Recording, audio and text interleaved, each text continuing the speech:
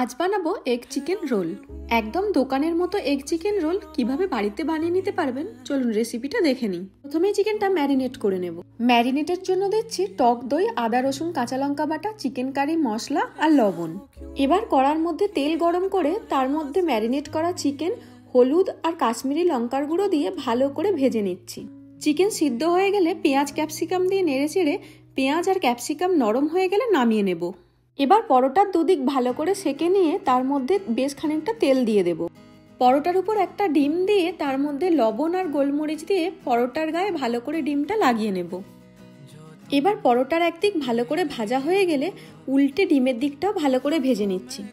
পরোটা ভালো করে দুদিক ভাজা হয়ে গেলে নামিয়ে নিয়ে চিকেন আর কুচিয়ে রাখা শসা, পেঁয়াজ, বিট, কাঁচা লঙ্কা, টমেটো কেচাপ, চিলি সস, কাসুন্দি, উপর থেকে কিছুটা লেবুর রস, বিট নুন দিয়ে কাগজ দিয়ে মুড়ে রোল করে নিলেই তৈরি এগ চিকেন রোল।